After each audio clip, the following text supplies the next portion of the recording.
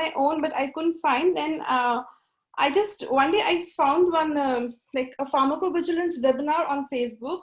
And then I contacted Abhishek that what is it? And honestly, it was a free webinar. So I thought, okay, let's join it. And then he said me that actually, I really like the process here when he said to me that we have a module that will cover all the parts of drug safety. And then they have marketing team and they have everything to guide you.